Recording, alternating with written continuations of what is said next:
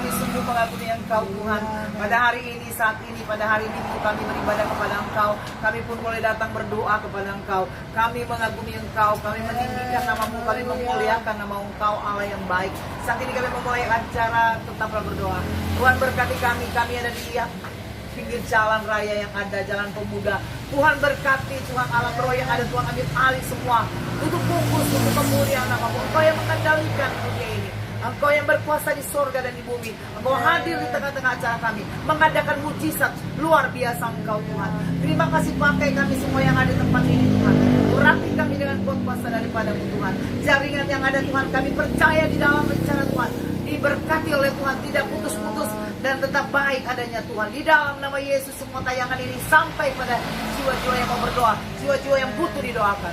Terima kasih Bapa, kami akan memulaikan acara Tetaplah Berdoa. Kami alas dalam satu nama yang indah, yaitu Tuhan Yesus Kristus.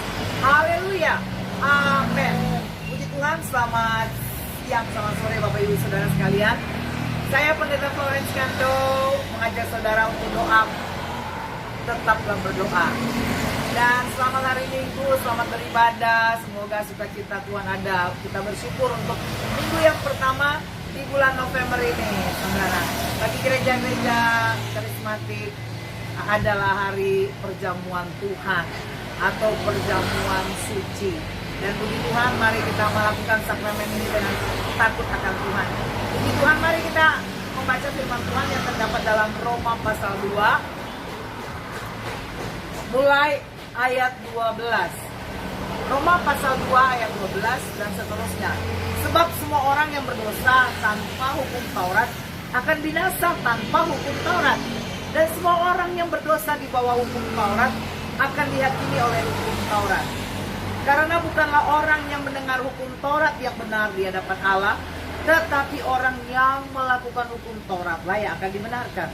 Apabila bangsa-bangsa lain yang tidak memiliki hukum Taurat oleh dorongan diri sendiri melakukan apa yang dituntut hukum Taurat, maka walaupun mereka tidak memiliki hukum Taurat, mereka menjadi hukum Taurat bagi diri mereka sendiri. Sebab dengan itu mereka menunjukkan bahwa isi hukum Taurat ada tertulis di dalam hati mereka, dan suara hati mereka turut bersaksi, dan pikiran mereka saling menuduh atau saling membela.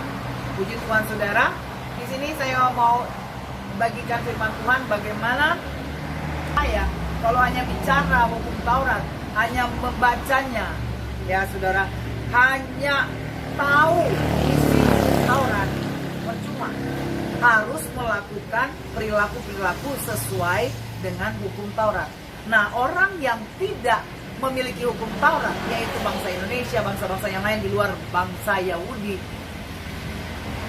kita hidup seperti melakukan hukum Taurat karena kebaikan-kebaikan, kebenaran demi kebenaran, sesuai dengan hati nurani kita, suara hati kita. Kalau suara hati kita melakukan yang baik, kita kan pasti tenang.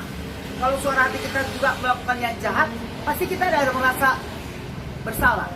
Nah, itu yang Tuhan taruh, suara hati. Makanya kalau ukuran Taurat diberikan kepada bangsa Israel yang memang menerima hukum Taurat.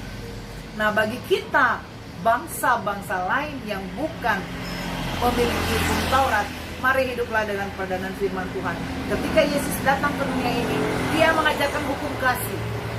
Hukum yang terutama dan pertama, ya saudara, yaitu hukum kasih. Kasihlah Tuhan Allahmu dengan segenap hatimu, dan kasihlah sesamamu manusia seperti dirimu sendiri. Jadi ketika saudara mau memperhatikan orang lain, saudara lagi melakukan hukum Tuhan dengan hati nurani. Kalau saudara mengasihi Tuhan dengan memuji Tuhan, menyembah Tuhan dimanapun berada, engkau juga lagi melakukan yang terbaik sesuai hati nurani saudara. Hukuman Allah itu berlaku pada siapa yang melakukan firman-Nya. Firman Tuhan, Alkitab, kita diadili oleh Alkitab ini. Orang yang melakukan Taurat, melakukan kebaikan demi kebaikan berdasarkan hati nurani, berdasarkan suara hati, itu pun akan diadili dengan cara demikian saudara. Jadi Tuhan pasti berikan pertimbangan buat kita, memberikan suatu standar hidup kepada manusia, tiap manusia. Mari hati nuranimu diperbaiki, hati nuranimu ditingkatkan ke arah yang baik dan lebih baik. Maka Hukuman Allah berlaku bagi semua orang, dan kalau kita di dalamnya kita lakukan yang baik, hukuman Allah itu luar biasa saudara, mendapatkan kebahagiaan surgawi bagi yang melakukan firman Tuhan. Jadi saudara, perilaku saudara dan saya dilihat oleh Allah, dicatat dalam buku kehidupan. Mari kita hidup dengan baik berdasarkan firman Tuhan yang saudara pegang. Kita diperbaiki, diberikan kekuatan yang baru, diberikan hikmat dan akal budi untuk melakukan yang terbaik di dunia ini saudara. Amin. Dunia makin jahat, tetapi orang-orang pilihan Tuhan, orang-orang yang memilih Tuhan, orang-orang yang mau percaya Tuhan, mengandalkan Tuhan, akan tetap konsisten, stabil melakukan kebaikan. Amin. Tuhan Yesus berkati kita, lakukan kebaikan itu saudara, jangan hanya teori.